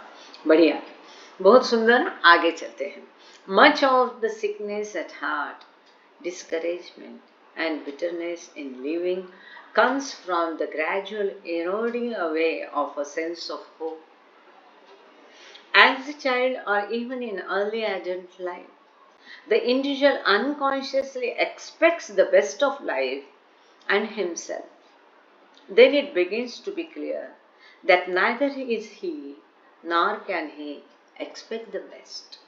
This is usually known as coming to grips with reality. No doubt, reality is a good thing, but it is unfortunate that in the soil of reality lie the seeds of the destruction of hope. Slowly, one seems to grind to a halt and to accept with resignation the barriers of habit, character, and circumstance. This is oldness, true oldness. बहुत सुंदर है। पहले sir को हिंदी में बोलने दो, अगर जरूरत पड़ी तो इसको एक्सप्लेन करेंगे। आप ही कहना एक्सप्लेन करना है कि नहीं। Yes sir. जय बाबा। हृदयों में अधिकांश क्लांति निराशा और जीवन में कटुता आशा की भावना के क्रमशः क्षीण होने से उत्पन्न होती है। बाल्यकाल में अथवा यौवन के प्रारंभिक काल में मनुष्य अचेतन रूप से जीवन से और स्वयं से सर्वोत्तम की आशा करता है। बाद में यह स्पष्ट होने लगता है कि न तो वह सर्वोत्तम है और न ही वह सर्वोत्तम की आशा कर सकता है। इसे प्रायः यथार्थता से परिचित होना कहते हैं। निस्संदेह यथार्थता एक अच्छी चीज है, परंतु यह खेदजनक है कि यथार्थता की ही भूमि में आशा के विनाश के बीज विद्यमान होते हैं। धीरे धीरे मनुष्य पिसता हुआ विश्राम स्थल पर पहुंचता है और लाचार होकर स्वभाव, चरित्र और परिस्थिति के अवरोधों को स्वीकार करता प्रतीत होता है। यही है बुढ़ापा, असली बुढ़ापा। जय बाबा। सुंदर, जय बाबा। जय बाबा। ठीक। हाँ, अब ये ठीक है कि आपको और एक्सप्लेनेशन चाहिए। इन शॉर्ट कि जवानी में, बचपन में हम लोग अपनी कई सारी मतलब कमियां देखते रहते हैं, हम निराशा आती है, कटुता आती है और हमारी आशा लुप्त होते जाती है, और फिर हम जो अच्छे से अच्छा बनने की कोशिश करते हैं और फिर हमें लगता है कि हम तो बेस्ट बन नहीं सकते हैं, और फिर हमें जो है कि हमारी वास्तविकता को हम स्वीकार करते हैं कि हाँ यही ऐसा ही है।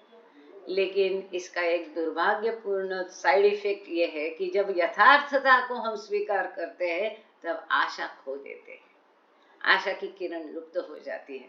और यही बुढ़ापा है कि जब हम आशा की किरण खो देते हैं और वास्तविकता को स्वीकार करते हैं। One of the greatest gifts received from Baba is the renewal of spontaneity, for as he sets one's nature incomprehensibly back into motion, life again becomes an adventure. There is newness, unpredictability, hope, sustainment around each comer in time. The soul becomes once more like a child, and one is struck by the lightness of one's heart. Life is no less complex. There are no fewer problems to be solved one's consciousness of the tragedies of life has not been dulled, but the greatest tragedy of all, the loss of hope, has been wiped out. No wonder there is room for happiness. जो बाबा हमें yes जय बाबा। जय बाबा। बाबा से प्राप्त महानतम उपहारों में से एक उपहार है सहजता का नवीनीकरण, क्योंकि जो ही वे अचिंत्य रूप से व्यक्ति की प्रकृति को फिर से गतिमान करते हैं, जिंदगी एक बार फिर साहसिक कार्य बन जाती है। जीवन के हर कोने में नवीनता, भविष्य की अनभिज्ञता, आशा और स्थिरता रहती है। आत्मा एक बार फिर बालवत हो जाती है और मनुष्य अपने हृदय के हल्केपन को देखकर विस्मित रह जाता है। न तो जिंदगी कुछ कम जटिल होती है, न हल करने के लिए समस्याओं में कोई कमी आती है। जीवन की दुखांत घटनाओं की चेतना मंद नहीं हुई, किंतु इन सबसे बड़ी दुखद घटना आशा का लोक को जड़ से उखाड़ दिया गया है। इसमें कोई आश्चर्य नहीं कि सुख के लिए स्थान उपलब्ध है। जय बाबा। जय बाबा। मतलब कुछ जीव जैसा बाबा कहते हैं, I don't change your karma, तो आपके प्रारब्ध में बदलता नहीं, आपके दुख में टालता नहीं हूँ, लेकिन इसको झेलने की ताकत, साहस, ये हम में, ये दूसरे शब्दों में इसी बात को उन्होंने मतलब सुंदर अलंकारिक शब्दों में लिखा है कि वो कुछ हमारा प्रारब्ध बदलते, ये नहीं है कि हमारे जीवन से दुख हट जाता है या दुख की घटना आती नहीं है, सब होता है, लेकिन हमारा रवैया उसके प्रति बदल जाता है। वो क्या होता है, रवैया बदल जाने से दुख में भी हमें सुख लगता है। यही खुशी है जो बाबा हमें देते हैं, हैप्पीनेस, कि उसमें एक खुशी का स्थान उपलब्ध होता है। वही जीवन है, वही दुख भरा जीवन है, लेकिन उसमें एक नावीन्य, एक बच्चे जैसा उल्लास होता है, एक फिर हम बलवान हो जाते हैं और इसमें फिर हम साहसी बनते हैं। जैसा कि बाबा कहते हैं कि show utmost tolerance, have patience. कोई भी स्थिति आए, हमें उसमें सहनशीलता दिखानी है, पेशेंस, धैर्य दिखाना है। ये सब हम सीख जाते हैं, आ जाता है बाबा की दया से, और फिर इसको आने से हमारे जीवन में आनंद आ जाता है, जो कि बाबा कहते हैं real happiness. The deep loyalty, devotion and trust which Meher Baba's adherents give to him is based in part on this relief from stagnation which he provides. वह प्रगाढ़ निष्ठा, भक्ति और विश्वास जो बाबा के प्रेमी अपने आप में रखते हैं या बाबा उनका आशीर्वाद देते हैं, वो कुछ हद तक ये जो relief from the stagnation which he provides. Stagnation क्या कहेंगे उसको, गतिरोध। सर इसको हिंदी में पढ़ लेना, द डीप लॉयल्टी, ये पैरा छोटा सा है, वह प्रगाढ़ निष्ठा, द डीप लॉयल्टी, वह प्रगाढ़ निष्ठा, भक्ति और विश्वास जो मेहर बाबा के अनुयायी उनमें रखते हैं, कुछ अंश में उनके द्वारा प्रदत्त उक्त गतिरोध से मुक्ति पर आधारित होता है। जय बाबा। जय बाबा सर। मतलब बाबा पर जो प्रगाढ़ निष्ठा है, भक्ति है, विश्वास है, इसके कारण ये सब हम जो भी जीवन की गतिविधियां, दुख है, सुख है, उसको झेल सकते हैं। It is also based on another factor. A certainty of support increases. है ना, हम सबको विश्वास होता है, अरे कुछ भी होने दो, बाबा है ना, संभाल लेंगे। ये जो विश्वास है, जो दुख की या परीक्षा की घड़ी है, जो क्रिसिस मतलब क्या कहेंगे उसको, संकट काल की घड़ी में हम बाबा हमारी मदद करेंगे, एक दृढ़ विश्वास होता है. It is also based on another factor, a certainty of support in crisis. Of all the intangibles in which Meher Baba deals, this is perhaps the most difficult to fathom. One day there is not the courage to face certain things in self and in the world. The next day the courage is there. Meher Baba has come into one's life in the interim. This is very important. बहुत सुंदर. वो कहते कि एक दिन हमें कोई धाड़स नहीं होता है जीवन का झेलने का, और दूसरे दिन हमें वो धाड़स आ जाता है. कैसे? कि इसके बीच में मेहर बाबा हमारे जीवन में आ जाते हैं. हमें पूरा विश्वास होता है कि संकट काल की घड़ी में वो हमारा सहारा बनेंगे.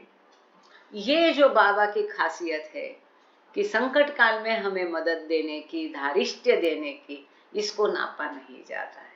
ये अनफैथमेबल है. This is not a solitary observation based on one persons experience, कि किसी एक व्यक्ति के अकेले उदाहरण पर ये निष्कर्ष निकाला गया नहीं है. It would be remarkable even if that were the case. अगर एक के भी आधार पर है तो भी ये उल्लेखनीय है. It is the experience of thousands and thousands who had personal contact with the silent man. ये किसी एक व्यक्ति का ये उदाहरण नहीं है कि संकट काल की घड़ी में वो आपका सहारा बनते हैं.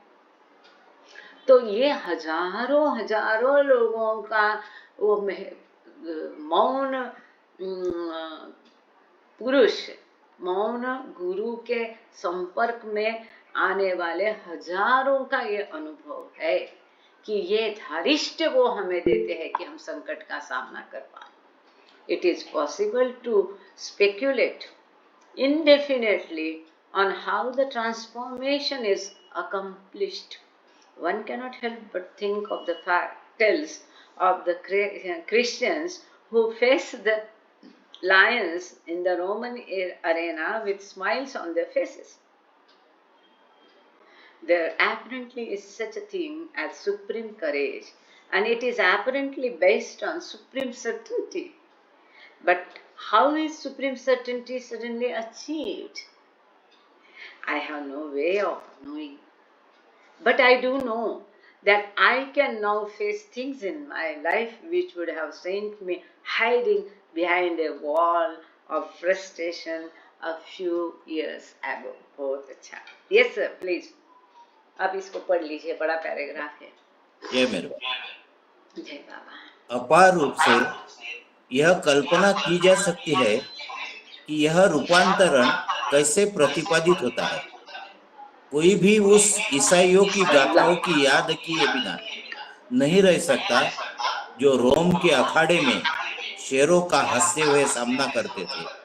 स्पष्टता सर्वोच्च साहस जैसी कोई चीज है और वह निसंदेह परम सुनिश्चितता पर आधारित है. परंतु परम सुनिश्चितता अकस्मात कैसे प्राप्त हो जाती है, यह जानने का मेरे पास कोई साधन नहीं. परंतु मैं इतना अवश्य जानता हूँ कि अब मैं अपने जीवन में उन चीजों का सामना कर सकता हूँ जिन्होंने मुझे कुछ वर्ष पहले निराशा की दीवार के पीछे छिप जाने के लिए धकेल दिया होता. जय बाबा. सुंदर. जय बाबा. तो ये जो बदलाव है किसी में आता है, वो कैसा आता है?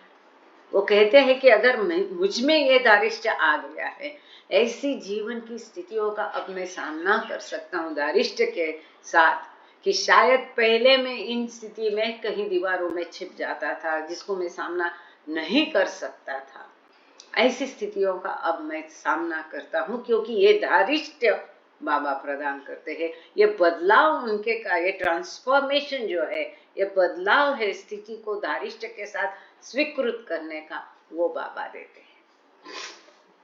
It may be in the long run that it is this complete acceptance of oneself by Baba, which does it. Acceptance of Baba by us, that does it. Ordinarily, the human being never seems free of some sense of insecurity in his human relations. People have an awkward way of suddenly becoming very much apart. Sometimes they do it out of simple selfishness, sometimes in ceaseless carelessness, often in the name of righteousness. The net, oh,